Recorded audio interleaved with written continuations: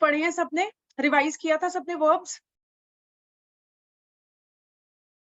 Okay, so the people who have not attended the class, there is a recording of this class that is available. आप लोग वो recording देख लेना, ठीक है? बहुत सारे कॉन्सेप्ट्स आपके क्लियर हो जाएंगे उस लेक्चर में वर्ब्स को लेके। बट स्टिल अगर कुछ भी प्रॉब्लम है और कुछ भी प्रॉब्लम आ रहा है तो what we can do is, आप लोग मुझसे कभी भी अपने डाउट्स ले सकते हो, ठीक है? So I will be available, right? Okay, तो आज हम शुरू करेंगे tenses. Let me just connect the writing pad now.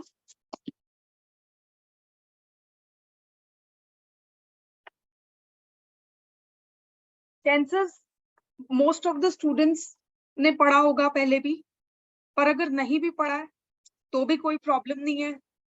कोई सॉर्ट ऑफ कंफ्यूजन अगर आज तक आप लोगों को टेंसेस में रही है या टेंसेस चैप्टर बहुत डिफिकल्ट लगता है जैसे बहुत बच्चों को लगता है, तो भी कोई प्रॉब्लम नहीं है, बिकॉज आज हम जिस तरीके से टेंसेस पढ़ेंगे आई एम श्योर आप सबके बहुत सारे डाउट्स उसी में क्लियर हो जाएंगे।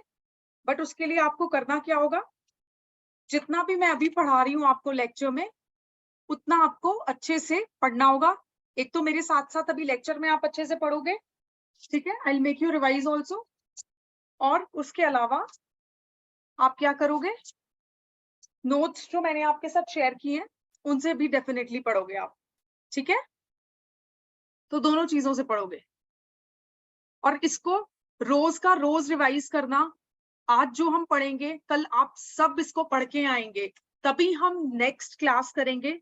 अगर एक भी बच्चे ने नहीं पढ़ा तो मैं कल नेक्स्ट टेंस पे मूव ऑन नहीं करूंगी, because today we will form the foundation of your this chapter tenses, right? तो बहुत इजी तरीके से शुरू करते हैं आज चैप्टर टेंसेस, राइट? अभी के लिए टेंसेस होता क्या है, ठीक है? तो अगर मैं बात करूं टेंसेस, टेंसेस क्या होते हैं? टेंसेस इज नथिंग बट, हमें क्या पता चलता है टेंसेस से? टेंसेस से हमें पता चलता है कि क्या जो आप काम कर रहे हो उसका टाइम ऑफ एक्शन क्या है, ठीक है? तो वो आपको किससे पता चलता है? टेंसेस से पता चलता है, ठीक है? तो डेफिनेशन आपके रीडिंग पर्पसेस के लिए मैंने यहाँ पे दी हुई है। उसके अलावा हम इसको भी देख भी लेते हैं। टेंसेस बेसिकली क्या होते हैं? Tenses denote the time of action. Action किस टाइम पे हो रहा है, आज हो रहा है, कल हो रहा था, या आने वाले कल में होगा, ठीक है? उसको हम बेसिकली क्या बोलते हैं? टेंस। कल जब हमने वर्ब पढ़ा था, वर्ब में हमने क्या पढ़ा था? हमने पढ़ा था वर्ब्स बेसिकली क्या होते हैं? वर्ब्स क्या दिखाते हैं? वर्ब्स दिखाते हैं सम एक्शन बीइंग डन और सम वर्क बीइंग डन, या कोई फीलिंग भी हो सकती है। यही पढ़ा था वर्ब्स में हमने, ठीक है? तो ये बेसिकली कौन से वर्ड्स होते हैं? वर्ब्स वो वाले वर्ड्स होते हैं जो कोई फीलिंग, एक्शन या वर्क को होता हुआ दिखा रहे हैं। किसी काम का होना, किसी काम का होना, ठीक है? उसको शो कर रहे हैं। और कल मैंने आपको एक और चीज बताई थी कि वर्ब टेंसेस को कैसे इम्पैक्ट करते हैं, वो हम कहाँ पढ़ेंगे? आज टेंसेस चैप्टर में पढ़ेंगे, ठीक है? तो अभी ये टेंसेस जो हैं ये क्या डिनोट करते हैं? Time of action. ये जो काम हो रहा है, the action that is being done, ये किस टाइम पे हो रहा है? ये कल हुआ था, येस्टरडे हुआ था, ये टुडे हो रहा है, या फिर ये टुमारो होगा, ठीक है? कब हो रहा है उसका टाइम ऑफ एक्शन, ये बेसिकली क्या करता है? आपको क्लियर करता है। I hope it is clear. अभी हम नेक्स्ट, इसकी अगर आपको कुछ और डेफिनेशन देनी हो टाइम टेंसेस की, तो आप क्या डेफिनेशन दे सकते हो? एक चीज जो आप अपने नोट्स में ऐड करोगे अपार्ट फ्रॉम दिस, कि tenses denote time of action, they show when the work is done. कब वर्क हुआ? When the work is done, ठीक है? इसके अलावा चेंज, और क्या दिखाते हैं? Change in the form of verb. और चीज क्या दिखाते हैं? They show change in the form of the verb to express time of action, ठीक है? तो ये क्या करते हैं? वर्ब को क्या कर देते हैं? चेंज कर देते हैं। टेंसेस से वर्ब जो है आपका क्या हो जाता है, चेंज हो जाता है, ताकि आपको बेसिकली पता चल सके कि जो एक्शन हो रहा है वो किस टाइम पे हो रहा है, ठीक है। So this could be another definition जो आप इसके अलावा जो है वो बेसिकली याद रख सकते हो। इस डेफिनेशन से आपको क्या क्लियर होगा, इस डेफिनेशन से आपको ये भी क्लियर हो रहा है कि वर्ब जो है उसकी वजह से टेंसेस कैसे चेंज हो रहे हैं, या टेंसेस किस तरीके से वर्ब को क्या कर रहा है, चेंज कर रहा है, ठीक है। ये जो कॉन्सेप्ट है change in the form of verb bye tenses, ये हम बेसिकली आने वाले जब रूल्स पढ़ेंगे टेंसेस के, डिफरेंट टेंसेस के, उसमें हम क्या करेंगे, इसको डिटेल में देखेंगे, ठीक है। तो अभी के लिए आप क्या याद रखोगे, टेंसेस बेसिकली क्या है, टेंसेस बहुत ही सिंपल सा कॉन्सेप्ट है। टेंसेस जो है that is nothing but that is change in the form of verb to express time of action, या फिर और क्या कर सकते हैं, और इसमें क्या बोल सकते हैं, और इसमें ये लिख सकते हैं कि डिनोट करते हैं टाइम ऑफ एक्शन को, ठीक है। They show when the work is done, right. तो अभी इसको क्लियर कर देती हूँ so that the board is visible to you all. अभी टेंसेस के 3 टाइप्स होते हैं, present tense, past tense, future tense, right. So there are 3 types of tenses, right. ये हम सबको पता है, ये हम छोटी क्लासेस में हमेशा जब स्कूल में होते हैं पढ़ते ही हैं। 3 टाइप के टेंसेस होते हैं, बट ओवरऑल 12 टाइप के टेंसेस होते हैं। Students just give me 1 minute, I guess there is someone at the door, तो मेरे को सिर्फ 2 मिनट्स दो, I will be right back.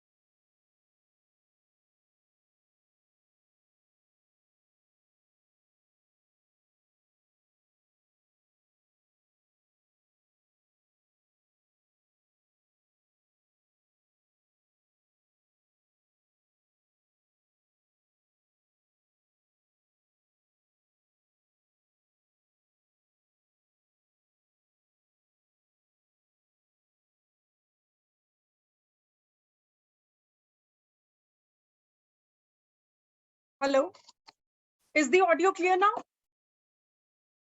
Please confirm students, अभी कंफर्म करो अगर ऑडियो क्लियर है तो। ओके, चलो लेट्स परस्यू। अभी हम क्या पढ़ रहे थे, what were we studying, we were studying कि ओवरऑल जो है हमारे पास 12 टाइप के क्या होते हैं, टेंसेस होते हैं, ठीक है। अगर मैं वैसे बात करूं, हम जनरली छोटी क्लासेस में जब हम स्कूल में थे, हम यूजुअली कितने टेंसेस पढ़ के आते हैं, 3 टाइप ऑफ टेंसेस पढ़ के आते हैं, present tense, past tense, future tense. और वैसे इनके अगर मैं पार्ट्स को इंक्लूड कर लूं, फॉर एग्जाम्पल पास्ट में ये जो है, ये जो हम आगे पढ़ेंगे, डेफिनेटली मैं अभी इनके ऊपर बात नहीं करूंगी बिकॉज ये सब हम डिटेल में पढ़ने ही वाले हैं। प्रेजेंट टेंस के आगे 4 पार्ट्स और फ्यूचर टेंस के आगे 4 पार्ट्स, तो वो सब इंक्लूड करके टोटल 12 टाइप ऑफ टेंसेस हमारे पास हो जाते हैं, ठीक है। आज के लिए हम शुरू करेंगे present tense, right. So with this I am moving on to the next slide. I hope इतना सबको समझ में आया होगा, क्योंकि अभी तक हम बहुत सिंपल ही चल रहे हैं, कुछ ऐसा कॉम्प्लिकेटेड आया नहीं है। नेक्स्ट जो है, ये बहुत आपको लगेगा शायद बहुत बच्चों जैसा सा एक मैंने इमेज यूज किया है आपको समझाने के लिए कि अभी पास्ट टेंस बेसिकली क्या होता है, किस चीज को एक्सप्रेस करता है, the action that is done in the past, right. तो action that is done in the past, उसको एक्सप्रेस करने के लिए क्या यूज होता है, आपका पास्ट टेंस यूज होता है। For example, Sam played blocks, he was playing this game called blocks, तो सैम प्लेड ब्लॉक्स, ठीक है। अभी सेकंड जो है दैट इज प्रेजेंट टेंस।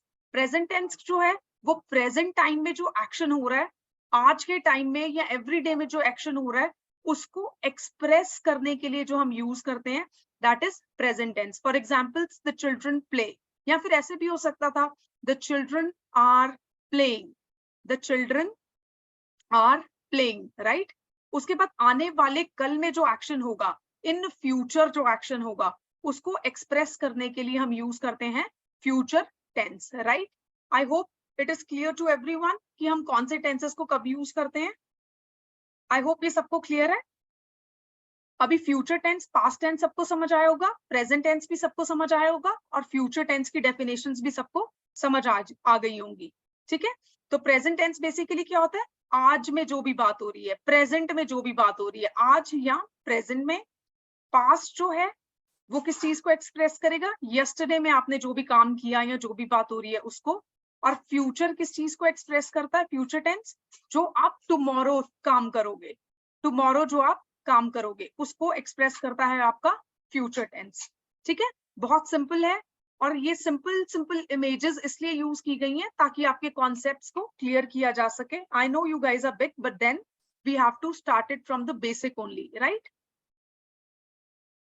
अभी हम शुरू करेंगे प्रेजेंट टेंस, राइट। अभी प्रेजेंट टेंस बेसिकली क्या है, मैंने क्या बताया था, what is present tense. Present tense है आज के दिन, टुडे, एट प्रेजेंट, जो भी हम काम कर रहे हैं उसको एक्सप्रेस करने के लिए हम क्या यूज करते हैं, हम प्रेजेंट टेंस को यूज करते हैं, राइट। अभी प्रेजेंट टेंस जो है उसके आगे हम कितने पार्ट्स पढ़ेंगे, 4 पार्ट्स पढ़ेंगे। नंबर 1 इज सिंपल प्रेजेंट, या इसको हम लोग प्रेजेंट इंडेफिनिट भी बोलते हैं। Number 2 is present continuous. Number 3 is present perfect, and number 4 is present perfect continuous, ठीक है। तो ये जो 4 हैं, these are the parts of present tense, ठीक है। तो प्रेजेंट टेंस के अंदर भी डिफरेंट पार्ट्स हैं जिनको हम क्या बोलते हैं, 4 टाइप्स के। Number 1 is simple present or present indefinite, that is 1. Present continuous is 2. Present perfect is 3. And present perfect continuous is 4. Right? अभी present perfect continuous के में जो हम सबसे पहला पढ़ने जा रहे हैं ताकि आपको confusion ना हो, that is simple present. Right? Simple present. Simple present या हम इसको किस नाम से जानते हैं commonly? Present indefinite tense. Right? इसको किस नाम से जानते हैं हम? इसको जानते हैं प्रेजेंट इंडेफिनिट टेंस के नाम से। अभी प्रेजेंट इंडेफिनिट टेंस क्या होता है, प्रेजेंट इंडेफिनिट टेंस बेसिकली किस चीज को डिनोट करता है, इट डिनोट्स साइंटिफिक फैक्ट्स। कोई भी साइंटिफिक फैक्ट हो सकता है, for example sky is blue, we all know sky is blue, right, it is a fact. उसके अलावा water boils at 100 degrees Celsius. Now this is a scientific fact, right? अभी universal truth क्या होगा, अर्थ revolves around the sun. Now this is a universal truth. Universal truth मतलब हर time और form में एक ऐसी स्टेटमेंट जो ट्रू हो। अभी अर्थ रिवॉल्व्स अराउंड द ट्रूथ, ये तो ट्रूथ ही है ना, and it is universally true. कहीं पे भी आप चले जाओगे, अर्थ रिवॉल्व करेगी सन के अराउंड ही, राइट, ठीक है। या कोई भी वर्क जो हम डेली बेसिस पे कर रहे हैं उसको एक्सप्रेस करने के लिए हम जो स्टेटमेंट्स बनाते हैं वो प्रेजेंट इंडेफिनिट टेंस में होती है, ठीक है। तो जब आप घर पे अब याद करोगे प्रेजेंट इंडेफिनिट टेंस को, इसको कैसे याद करोगे कि प्रेजेंट इंडेफिनिट टेंस जो है इसमें हम बेसिकली किस चीज को डिनोट करते हैं, कोई भी साइंटिफिक फैक्ट्स को, कोई भी यूनिवर्सल ट्रूथ्स को, या फिर कोई भी work done on daily basis, कोई भी work done in present time, in present time जो वर्क हो रहा है उसको एक्सप्रेस करने के लिए, ठीक है। अभी सेंटेंसेस जब हम चैप्टर पढ़ेंगे, ठीक है, हम पढ़ेंगे कि सेंटेंसेस जो हैं वो डिफरेंट टाइप्स के हो सकते हैं। लाइक हम पढ़ते हैं complex sentence, compound sentence, but उसके अलावा इन जनरल सेंटेंसेस क्या होते हैं, affirmative, number 2, this is number 1, number 2 is negative sentence. अभी ये क्या होते हैं आपको अभी समझ आएगा जब हम ये रूल्स पढ़ेंगे, ठीक है। तो सेंटेंसेस बेसिकली क्या होते हैं, एफर्मेटिव, नेगेटिव, ठीक है, इंटेरोगेटिव, या फिर फोर्थ टाइप जो हो सकती है दैट इज इंटेरोगेटिव नेगेटिव, ठीक है।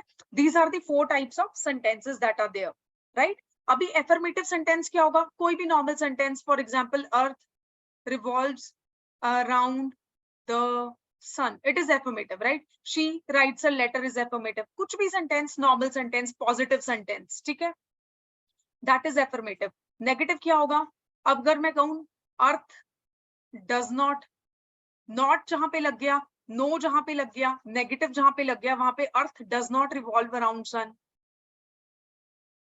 That is negative sentence, right. Interrogative क्या होगा, इंटेरोगेटिव इज जब आप क्वेश्चन पूछ रहे हो, अगर मैं बोलूं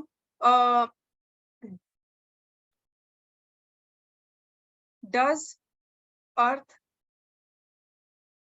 revolve around the sun, question mark, so it is a question, right. अभी इंटेरोगेटिव नेगेटिव क्या होगा, अगर मैं कहूं does earth not revolve around the sun, ठीक है, तो ये क्या हो जाएगा आपका interrogative also because the question is being asked, and negative because you have used this word not. तो किसी भी स्टेटमेंट को, अगर ये कोई भी स्टेटमेंट है, फॉर एग्जाम्पल किसी भी स्टेटमेंट को नेगेटिव बनाने के लिए आपको उसमें नो, नॉट, नेवर जैसे वर्ड्स ऐड करने पड़ते हैं, you have to add this negative element into it, right.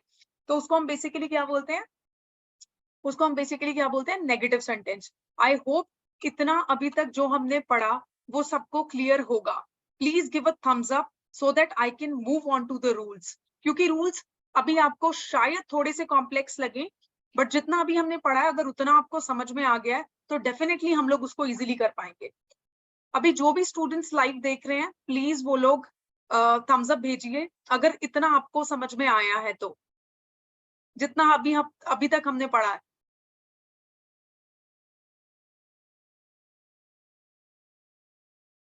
I am waiting students. Okay, please be attentive in the class और please जब भी मैं आपको बोलूं thumbs up भेजने के लिए भेज दिया कीजिए, because we do not have any other medium of communicating with each other, और यही एक तरीका है जिससे मुझे पता चलेगा कि आप लोगों को समझ आ रहा है या नहीं आ रहा है, ठीक है। तो चलिए, रोशनी एंड अपिल का मेरे पास thumbs up आ गया है, तो let's move ahead. Since इतना आप लोगों को क्लियर है, हम लोग आगे परस्यू करते हैं, ठीक है। तो सिंपल प्रेजेंट टेंस, सबसे पहले हम प्रेजेंट टेंस पढ़ रहे थे। सिंपल प्रेजेंट में हमने क्या पढ़ा, हमने पढ़ा कि साइंटिफिक फैक्ट्स को, यूनिवर्सल ट्रूथ्स को और डेली बेसिस पे प्रेजेंट टाइम में जो हम काम कर रहे हैं उसको एक्सप्रेस करने के लिए जो टेंस होगा दैट इज सिंपल प्रेजेंट और present indefinite, right.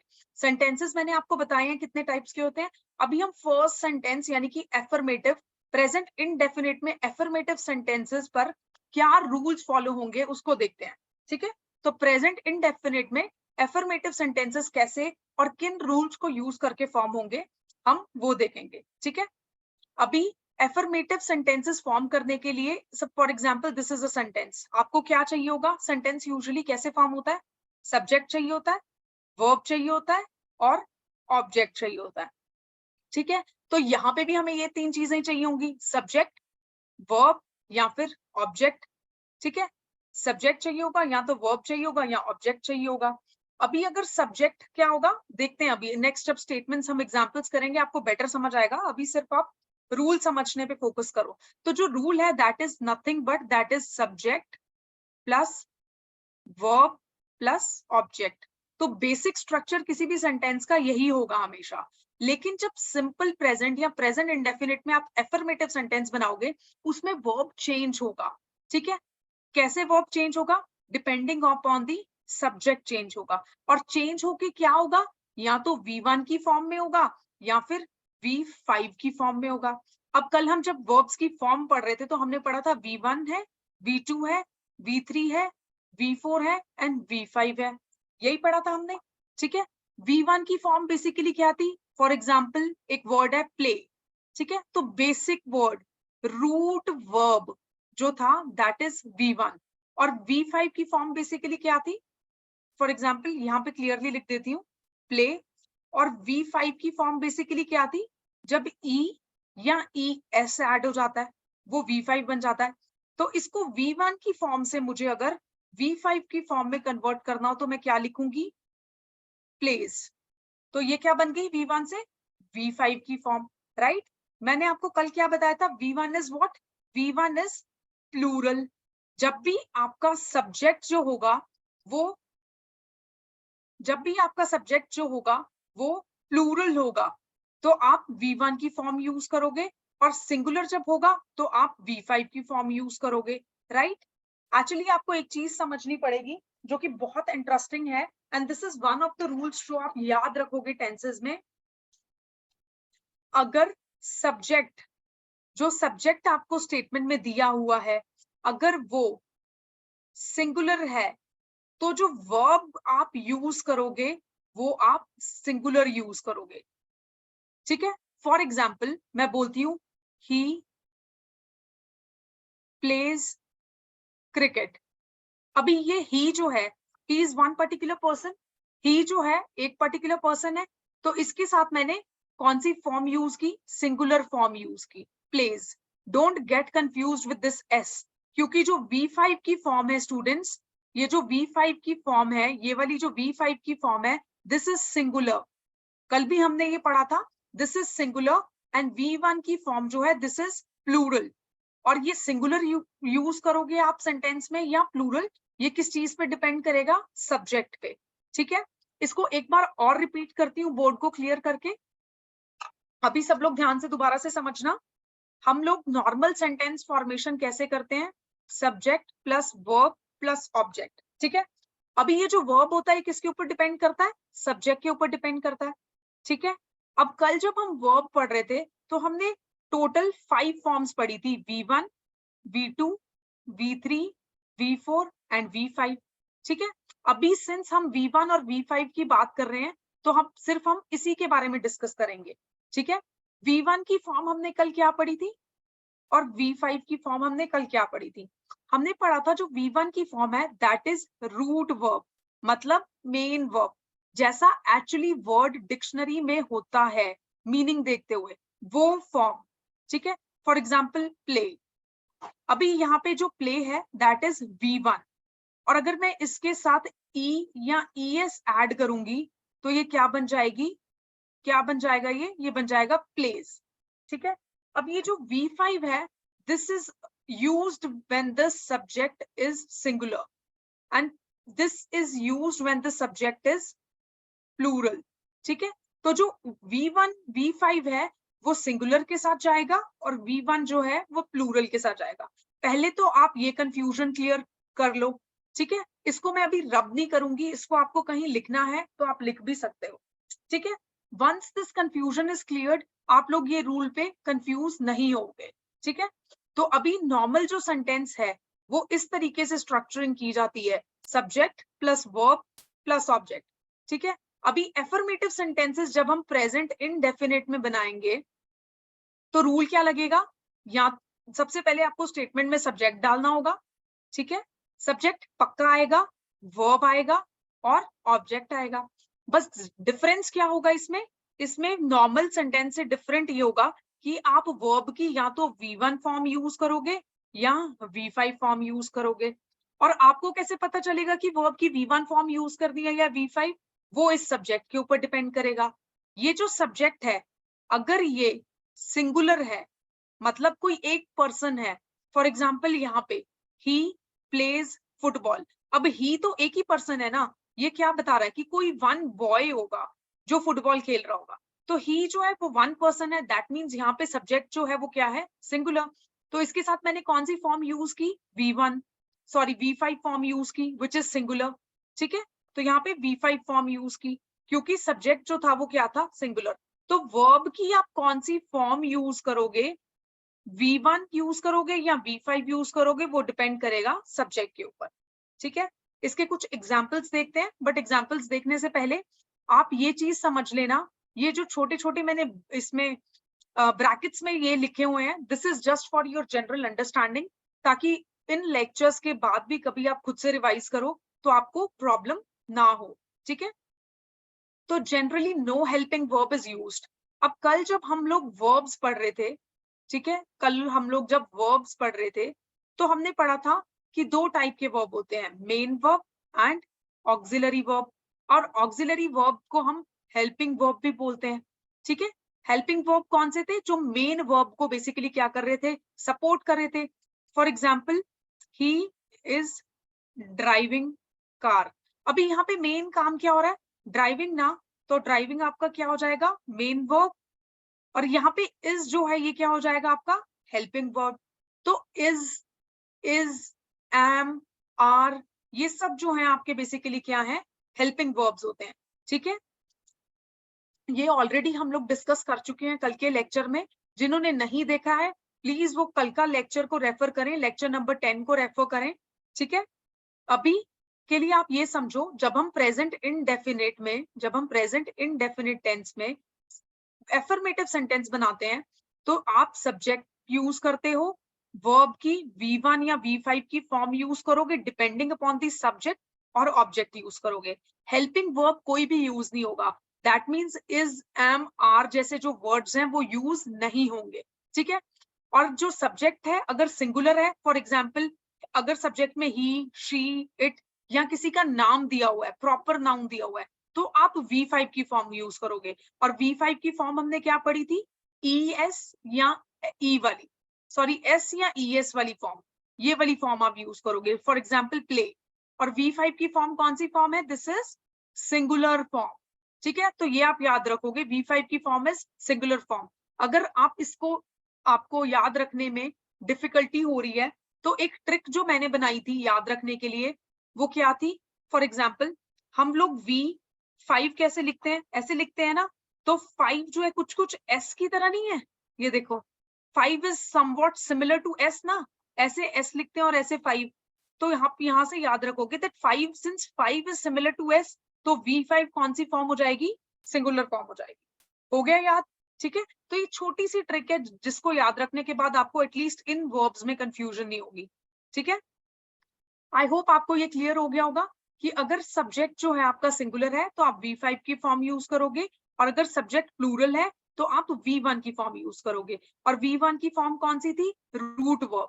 For example play, ये कौन सी फॉर्म होती है? दिस इज प्लूरल, ठीक है, दिस इज प्लूरल फॉर्म, ठीक है। और सब्जेक्ट प्लूरल कब होगा? जब ऐसे वर्ड्स यूज किए होंगे सेंटेंस में, वी, यू, दे, आई। अब यहाँ पे यू आप कहोगे you is one person, but you and I R exceptions, इनको हम प्लूरल में कंसिडर करते हैं, ठीक है। तो ये दोनों आप स्पेसिफिकली याद रखोगे, ठीक है। अभी हम लोग, मैं ये बोर्ड रब कर रही हूँ, आई होप आप लोगों ने कुछ अगर नोट करना है तो कर लिया होगा। वैसे सब कुछ इन स्लाइड्स में मेंशन्ड है, आपके नोट्स में मेंशन्ड है, ठीक है। तो अभी के लिए हम लोग चलते हैं एग्जाम्पल्स पे। अभी एग्जाम्पल देखो। अच्छा, एक और चीज जो मैंने इन स्लाइड्स में की है, ये जो एग्जाम्पल्स हैं ये आपको सब जगह सेम मिलेंगे, और अगर कुछ डिफरेंट होगा तो वो सिर्फ टेंसेस चेंज होंगे, ताकि आपको पता चले कि इस पर्टिकुलर एफर्मेटिव सेंटेंस में क्या हमने एग्जाम्पल पढ़ा था, और नेक्स्ट जब हम नेगेटिव पढ़ेंगे तो उसमें चेंज क्या आया, ठीक है। जब हम प्रेजेंट टेंस से पास्ट में जाएंगे तब भी हम सिमिलर तरीके से चलेंगे, ताकि आपको टेंस का जो चेंज होना है वो समझ में आ सके, ठीक है। तो अभी एग्जाम्पल्स देखते हैं। अभी प्रेजेंट इनडेफिनिट में जो एफर्मेटिव का हमने रूल पढ़ा, उसमें हमने पढ़ा कि सब्जेक्ट होगा या तो V1 होगा या V5 की फॉर्म होगी प्लस ऑब्जेक्ट होगा, ठीक है। तो एग्जाम्पल क्या है? She writes a letter. अभी शी क्या है? She is a singular, one person, ठीक है। तो सब्जेक्ट यहाँ पे सिंगुलर, तो वर्ब मैंने क्या यूज किया? राइट्स। अभी राइट जो है वो V1 की फॉर्म है, और V5 जो होगा उसकी उसकी राइट्स हो जाएगी, ठीक है। तो she writes a letter. She is subject, writes is verb, and a letter is object. ठीक है। He plays football. अभी he plays football बेसिकली क्या हो जाएगा? he में यहाँ पे ये क्या है? सिंगुलर है। अभी verb है plays और football है ऑब्जेक्ट।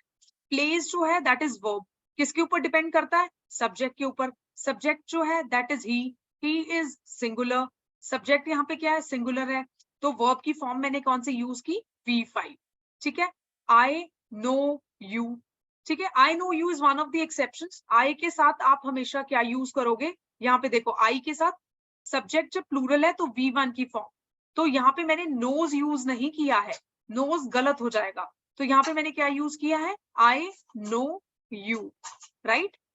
तो I know you, we learn English. अभी वी क्या है, सब्जेक्ट की कौन सी फॉर्म है, ये देखो सब्जेक्ट की प्लूरल फॉर्म है, तो V1 यूज हुआ। लर्न है ना, V1 is learn and learns जो होगा वो बेसिकली क्या हो जाएगा, V5 हो जाएगा। ठीक है, आई होप आप लोगों को ये क्लियर हो गया होगा।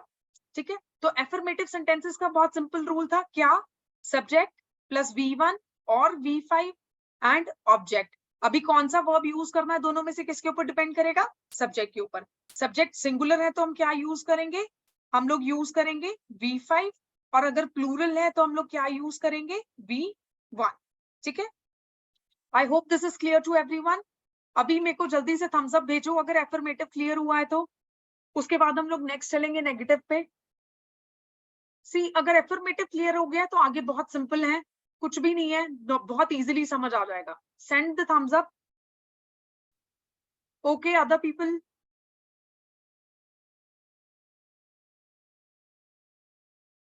okay, finally I got 2 thumbs up. Okay, Nihal has also replied. So let's move on to the next part of the present indefinite tense. अभी present indefinite tense में जो next type बनेगा that is negative. Affirmative में क्या पढ़ा था, difference के साथ साथ चलेंगे ताकि आपको कोई confusion ना हो। Affirmative में पढ़ा था subject plus V1 और V5 and object, और ये depend कर रहा था वो subject पे। नेगेटिव में बेसिकली क्या होगा, बहुत सिंपल, सब्जेक्ट प्लस डू और डज यूज होगा, हेल्पिंग वर्ब यहाँ पे यूज हो रहा है, तो एक जो चेंज आया that is of the helping verb. हम यहाँ पे एफर्मेटिव में कोई हेल्पिंग वर्ब यूज नहीं कर रहे थे, लेकिन यहाँ पे एक जो चेंज आएगा that is of the helping verb, और दूसरा जो चेंज आएगा दैट इज नॉट, क्योंकि सेंटेंस को नेगेटिव बनाना है तो हमने यहाँ पे क्या यूज किया, नॉट। वर्ब की यहाँ पे सिर्फ एक ही फॉर्म लगेगी, V1 एंड ऑब्जेक्ट। ठीक है, तो नेगेटिव का रूल बेसिकली क्या हो जाएगा प्रेजेंट इंडेफिनिट में, बहुत ही सिंपल रहेगा, सब्जेक्ट प्लस डू या डज, ये किस चीज के ऊपर डिपेंड करेगा, हेल्पिंग वर्ब, फिर से सब्जेक्ट के ऊपर डिपेंड करेगा। ठीक है, और इसमें जो मेन फॉर्म ऑफ वर्ब लगेगी दैट इज V1। V1 हमने कौन सी फॉर्म पढ़ी थी, V1 इज प्लूरल, यानी प्ले और प्लेज। ठीक है, यहाँ पे जो ये प्लेज है that is V5 and this is V1, तो यहाँ हम प्ले वर्ड यूज करेंगे। ठीक है, तो V1 जो थी वो वर्ब की प्लूरल फॉर्म थी, यानी प्ले जो होगा वो बेसिकली क्या हो जाएगा, प्लूरल फॉर्म। ठीक है, तो सिंपल रूल है ना, सब्जेक्ट प्लस हेल्पिंग वर्ब जो कि डू या डज होगा, मेन वर्ब V1 होगा, प्लस और क्या लगेगा इसमें, ये नॉट लगेगा, नॉट लगेगा एंड ऑब्जेक्ट। ठीक है, एक बार मैं क्लियर करके इसको दोबारा से लिखती हूँ। यहाँ पे हम क्या यूज कर रहे हैं नेगेटिव सेंटेंसेस में, नेगेटिव सेंटेंसेस में हम सब्जेक्ट प्लस डू या डज जो कि हेल्पिंग वर्ब है, ठीक है, प्लस मेन वर्ब हम यूज करेंगे। मेन वर्ब क्या होगा आपका, V1 यूज होगा। V1 जो थी वो कौन सी फॉर्म थी आपकी, प्लूरल फॉर्म के साथ लगता है, प्लस आप इसमें ओके आप यहाँ पे डज के साथ एक और चीज यूज करोगे, नॉट, और उसके बाद यहाँ पे क्या आ जाएगा, ऑब्जेक्ट। नॉट हम किस लिए यूज कर रहे हैं, because the sentence has to be negative, right. ठीक है, no negative sentence is formed without helping word, ये यहाँ पे आप ये स्टेटमेंट याद रखोगे। डू या डज हम हेल्पिंग वर्ब यूज कर रहे हैं, लेकिन एफर्मेटिव में we are not using any helping verb, see right. अभी सब्जेक्ट अगर सिंगुलर होगा, डू या डज कैसे लगेगा वो भी सब्जेक्ट के ऊपर डिपेंड करेगा। ठीक है, सब्जेक्ट अगर सिंगुलर है तो आप डज यूज करोगे, और अगर प्लूरल है तो आप डू यूज करोगे। यानी वी का मतलब क्या होगा, वी मतलब group of people, it could be any number of people, it could be 10 people, it could be 20, it could be 200, it could be 100, it could be 2000, right। तो we जो है that is plural subject, तो plural subject के साथ आप हमेशा do use करोगे। ठीक है, लेकिन अगर सिंगुलर सब्जेक्ट है, for example he is only one person ना, ही यहाँ पे सिर्फ एक बॉय को रिप्रेजेंट कर रहा है, तो यहाँ पे आप क्या यूज करोगे, does. I hope it is clear. Helping verb जो है वो भी किसके ऊपर डिपेंड कर रहा है, वो सब्जेक्ट के ऊपर डिपेंड कर रहा है यहाँ, और मेन वर्ब जो है यहाँ पे कांस्टेंट है, आपको V1 ही यूज करना है। ठीक है, तो ये जो है आपका नेगेटिव प्रेजेंट इंडेफिनिट टेंस का जो था वो रूल था। ठीक है, इसके कुछ एग्जांपल्स देखते हैं हम लोग, आपको और ज्यादा बेटर क्लैरिटी मिलेगी after looking on to the examples. For example affirmative में हमने क्या पढ़ा था, एफर्मेटिव में हमने जो रूल पढ़ा था, यहाँ पे मैं लिख देती हूँ रूल ऊपर ताकि आप लोगों को क्लियर हो जाए। यहाँ पे एफर्मेटिव की एग्जांपल्स भी मैं साथ साथ लिखूंगी। एफर्मेटिव का हमने रूल पढ़ा था सब्जेक्ट प्लस V1 और V5 प्लस ऑब्जेक्ट, ये रूल पढ़ा था। ठीक है, अभी क्या पढ़ा था, शी राइट्स अ लेटर। ठीक है, और नेगेटिव सेंटेंस जब फॉर्म कर रहे हैं तो रूल चेंज हो गया थोड़ा सा, सब्जेक्ट आ गया, डू या डज यूज करेंगे जो कि एक हेल्पिंग वर्ब है, प्लस नॉट यूज करेंगे, प्लस V1 यूज करेंगे एंड प्लस ऑब्जेक्ट। अभी शी राइट्स अ लेटर को अगर मुझे नेगेटिव सेंटेंस में कन्वर्ट करना है तो मैं क्या इसमें क्या चेंजेस करूंगी, शी बेसिकली क्या है आपका सब्जेक्ट, सब्जेक्ट जो है दैट इज सिंगुलर, हेंस मैंने यहाँ क्या यूज किया डज, इसको नेगेटिव बनाने के लिए नॉट, V1 की form is write a letter, right, she does not write a letter. ठीक है, उसके बाद ही प्लेज फुटबॉल, इसको अगर कन्वर्ट करना होगा तो क्या हो जाएगा, he does not play football. I know you, इसको अगर नेगेटिव में कन्वर्ट करोगे तो क्या हो जाएगा, आई डू नॉट नो यू।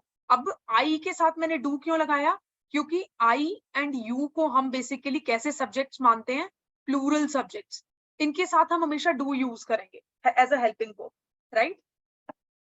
उसके बाद वी लर्न इंग्लिश, और यहाँ पे क्या आ गया, we do not learn English. ठीक है, तो अगर इसको हम वापस क्या करेंगे, नेगेटिव में कन्वर्ट करेंगे तो क्या बन जाएगा, we do not learn English. I hope it is clear to everyone, right. तो बहुत सिंपल था, अभी तक हमने सिर्फ दो चीजें पढ़ी हैं, कुछ भी एक्स्ट्रा नहीं पढ़ा, कुछ भी कंफ्यूजन वाला नहीं पढ़ा। हमने पढ़ा कि प्रेजेंट टेंस क्या होता है, उसमें अभी हम क्या पढ़ रहे हैं, प्रेजेंट इंडेफिनिट टेंस, या फिर इसको हम क्या बोलते हैं, simple present tense. Simple present tense में हमने टू चीजें पढ़ी हैं, नंबर वन एफर्मेटिव सेंटेंसेस कैसे बनाते हैं वो पढ़ा, and number two negative sentences कैसे बनाते हैं। एफर्मेटिव का रूल क्या था, subject plus V1 plus V5 plus object, और नेगेटिव का क्या था, सब्जेक्ट प्लस डू या does plus not plus V1 plus object. ठीक है, सिंपल। तो ये इसके एग्जाम्पल्स हैं, ये एग्जाम्पल्स को जब आप पिछले एफर्मेटिव सेंटेंसेस के एग्जाम्पल्स के साथ कंपेयर करोगे तो आपको डिफरेंस क्लियरली दिखेगा। यहाँ पे हेल्पिंग वर्ब ऐड हो गया जो कि एफर्मेटिव में यूज नहीं हो रहा था, यहाँ पे नॉट ऐड हो गया जो कि एफर्मेटिव में यूज नहीं हो रहा था, यहाँ पे ये देखो वर्ब की फॉर्म ही चेंज हो गई, हम वहां पे राइट्स यूज कर रहे थे जो कि V5 की फॉर्म थी, और यहाँ पे V1 जो कि राइट है which is a singular form, right, sorry which is a plural form, right.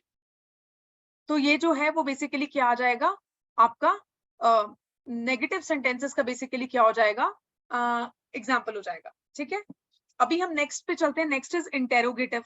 अभी इंटेरोगेटिव में क्या चेंज आएगा, देखो कुछ भी चेंज नहीं आ रहा है, अब रूल वही है, subject plus verb plus object. ठीक है, या फिर subject plus helping verb plus object. ठीक है, अभी यहाँ पे जो इंटेरोगेटिव है, क्योंकि हमें इसमें क्वेश्चन करना है, क्वेश्चनिंग स्टेटमेंट बनानी है, तो हम जो हेल्पिंग वर्ब होगा उसको आगे लेके आएंगे, प्लस सब्जेक्ट प्लस V1 या फिर V5 की फॉर्म प्लस ऑब्जेक्ट, सिंपल। ठीक है, और एक क्वेश्चन मार्क तो आप डेफिनेटली यूज करोगे क्योंकि यहाँ पे आप इंटेरोगेटिव सेंटेंस फॉर्म कर रहे हो। ठीक है, तो अभी इसमें क्या लिखा है रूल में, रूल जो है वो बेसिकली क्या मेंशन कर रहा है, रूल जो है वो बेसिकली क्या बता रहा है, रूल बता रहा है डू या डज जो है हेल्पिंग वर्ब यूज हो रहा है, ठीक है, प्रेजेंट में, और सब्जेक्ट लगाओगे, फिर उसके बाद V1 या V5 की फॉर्म यूज करोगे। ये किसके ऊपर डिपेंड करेगा, again on the subject. Subject अगर सिंगुलर है तो आपका जो वर्ब होगा वो भी सिंगुलर यूज होगा, और singular form of verb basically क्या होती है, V5, राइट। अभी ऑब्जेक्ट लगाओगे फिर उसके बाद। ठीक है, अभी फॉर एग्जाम्पल हमने यहाँ पे क्या पढ़ा था, एफर्मेटिव में जो एग्जाम्पल पढ़ा था, हमने पढ़ा था शी राइट्स अ लेटर, इसको जब नेगेटिव बनाया तो क्या बन गया, she does not write a letter, ये बन गया। अभी ये यहाँ पे हेल्पिंग वर्ब ऐड हुआ, यहाँ पे नॉट ऐड हुआ। ठीक है, अब क्योंकि ये इंटेरोगेटिव है बट यहाँ पे कुछ नेगेटिव नहीं बनाना हमें, दिस इज जस्ट इंटेरोगेटिव, आपको सिर्फ एक क्वेश्चनिंग सेंटेंस बनाना है। तो आप ये हेल्पिंग वर्ब को क्या करोगे, आगे शिफ्ट कर दोगे।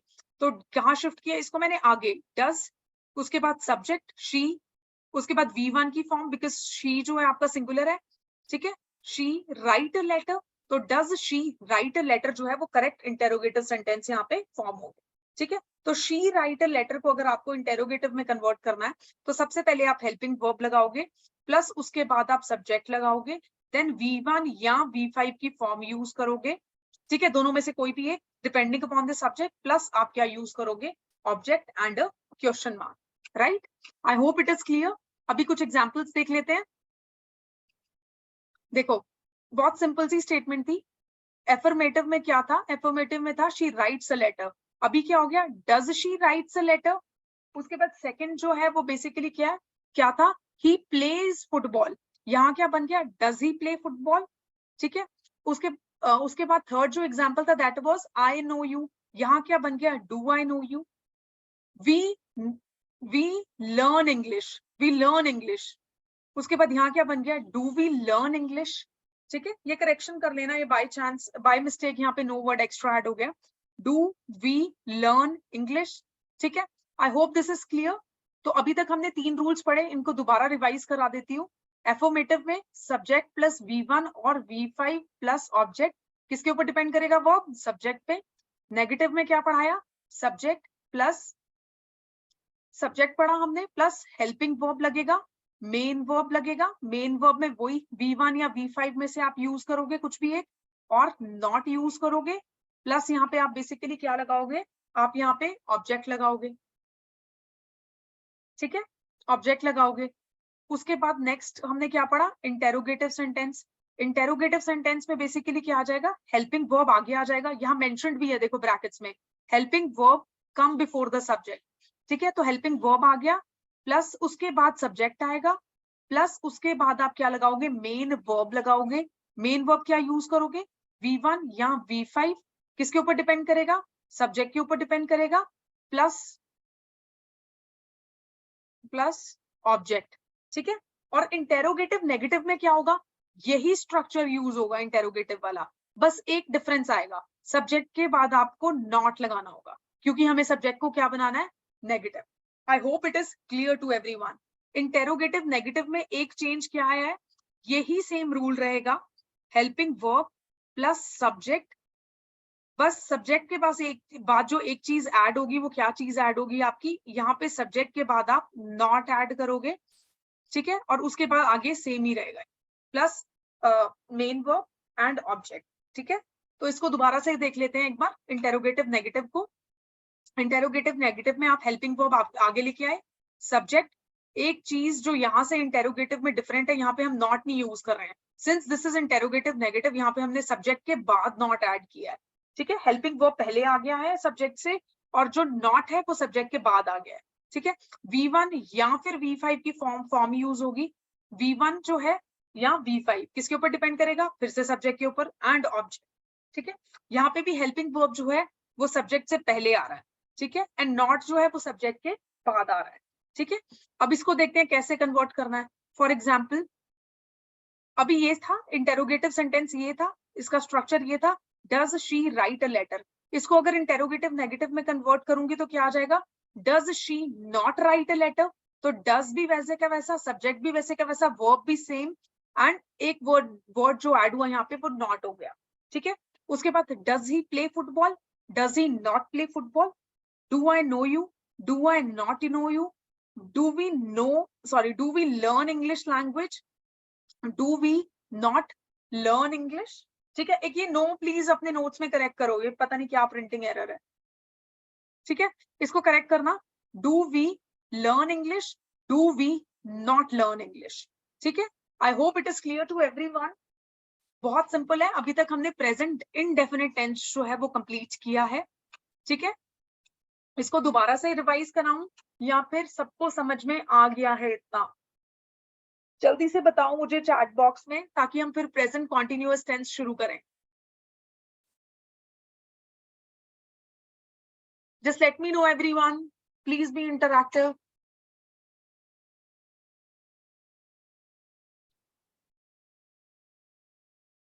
Is everything clear so far?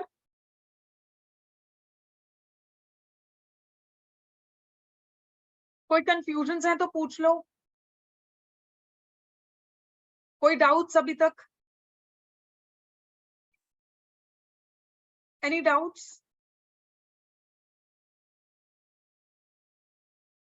I guess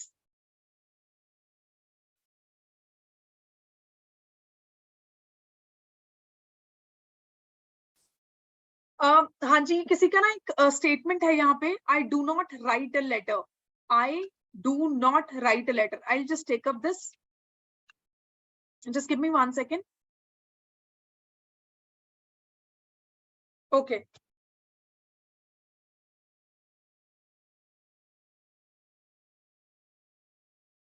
इनका एक स्टेटमेंट है, I do not write a letter. ठीक है, मैंने क्या बोला था, I क्या है, I यहाँ पे सब्जेक्ट जो है वो प्लूरल है, तो हम उसके साथ क्या यूज कर रहे हैं, V5 की फॉर्म. ठीक है, this is a plural subject. अभी डू यूज करेंगे क्योंकि अगेन ये प्लूरल है, और डू के साथ हम क्या यूज कर, आई के साथ हम क्या यूज करेंगे, डू हेल्पिंग वर्ब. क्यों डू यूज कर रहे हैं, क्योंकि डू जो है वो प्लूरल सब्जेक्ट के साथ यूज होता है, एक तो ये याद रखो. और डज जो है वो आप सिंगुलर सब्जेक्ट के साथ यूज करोगे, when the subject is singular आप डज यूज करोगे. डू आप प्लूरल सब्जेक्ट्स. प्लूरल सब्जेक्ट्स क्या होते हैं, वो यहाँ पे एफर्मेटिव में मैंने आपको यहाँ पे बताया हुआ है. ठीक है, नॉट नेगेटिव बन गया, write is the V5 form, a letter. ठीक है, तो ये स्टेटमेंट बिल्कुल करेक्ट है. This is I do not write a letter. This is a correct statement. ठीक है, I do not write a statement क्यों करेक्ट है, इसको मैंने आपको सारे रूल्स अप्लाई करके साथ साथ बताया. This is subject, this is helping verb, this is not, negative बनाने के लिए स्टेटमेंट को यूज किया गया होगा, ये वर्ब की मेन वर्ब की फॉर्म है, एंड दिस इज ऑब्जेक्ट. ठीक है, अभी जो सब्जेक्ट है वो हमारे पास यहाँ पे क्या है, this is plural subject, hence यहाँ पे हेल्पिंग वर्ब भी प्लूरल लिया गया, और वर्ब की जो फॉर्म ली गई है वो कौन सी फॉर्म ली गई है, V1, which is absolutely correct. Right, I hope this doubt is clear. जिनका भी ये डाउट था क्लियर हो गया आपको? ठीक है, ओके. तो अभी आगे थोड़ा सा मूव ऑन करते हैं, ऑल्दो हमारे पास सिर्फ 5 मिनट्स ही रह गए हैं क्लास ओवर होने में. तो मैं अभी नया तो टॉपिक नहीं शुरू करूंगी, बट मैं आपको इसी को दोबारा से रिवाइज करा देती हूँ नेक्स्ट 5 मिनट्स में. तो जो नेक्स्ट आपका टेंस होगा that is present continuous tense, हम ये कल क्लास में शुरू करेंगे. Meanwhile what we can do is we will quickly revise what we have studied so far. Right, अभी देख लेते हैं फटाफट हमने आज क्या पढ़ा. सी आई एम नॉट इन हरी, मैं जल्दी जल्दी चीजें कराने को ये पूरा टॉपिक आज आपको कवर करा सकती थी, but that is of no use. Trust me, अगर आपको ये रूल्स समझ नहीं आ रहे, याद नहीं हो रहे, मैं अभी आपको प्रेजेंट कॉन्टिन्यूअस भी करवा दूंगी. ठीक है, क्योंकि मुझे आता है बट आप लोगों को सीखना है. ठीक है, तो उस पॉइंट ऑफ व्यू से मेरे लिए इजी है कराना, but then if you guys are not understanding it there's no point of doing it today, right? अभी इसको अच्छे से घर जाके रिवाइज करना. तो हमने आज क्या पढ़ा, हमने पढ़ा टेंसेस क्या होते हैं, टेंसेस के हमने 3 टाइप्स पढ़े. ठीक है, वो 3 टाइप्स भी all know, that is present, past and future. I am not going into that. Right, उसके बाद हमने पढ़ा present tense.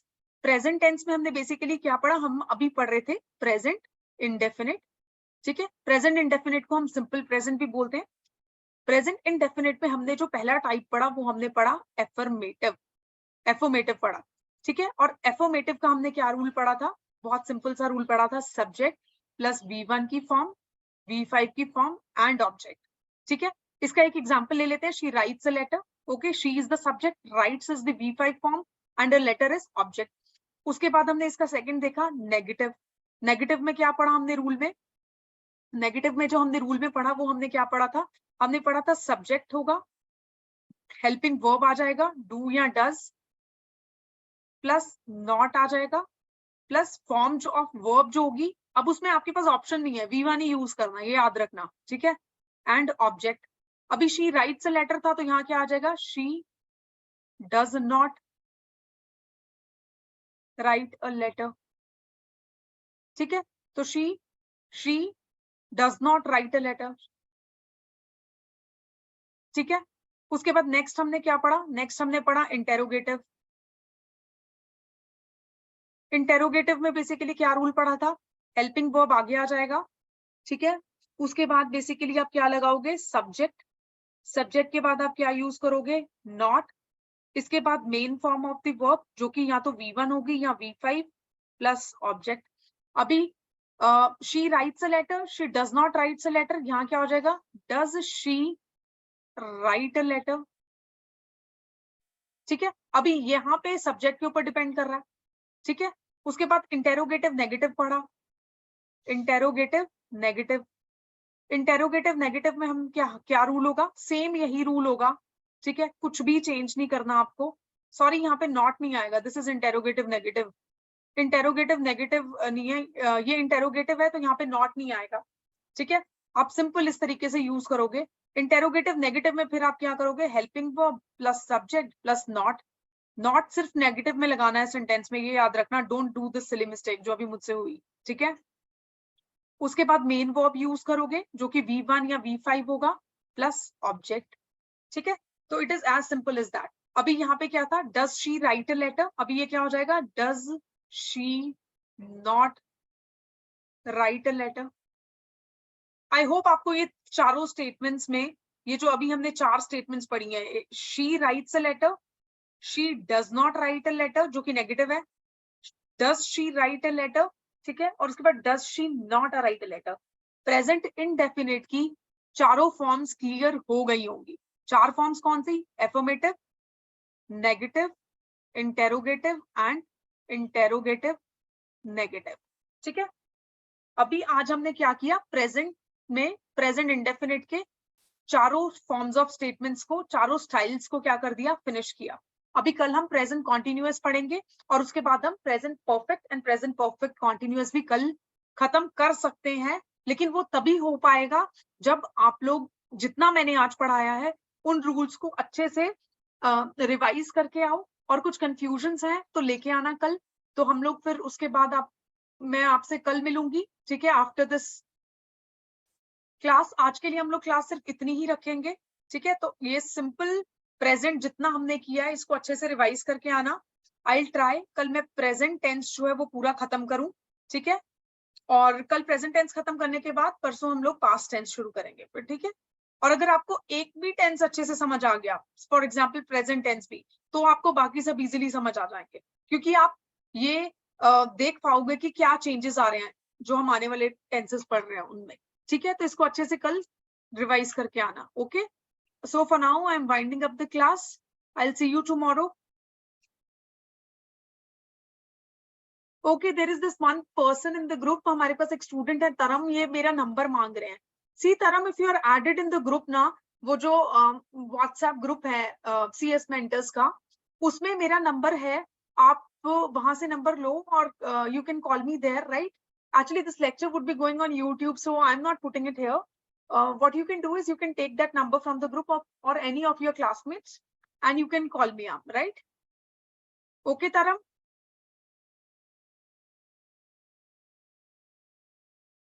Okay, fine. Then I'll see you tomorrow at the same time. Winding up the class. Thank you so much for having me. Thank you so much.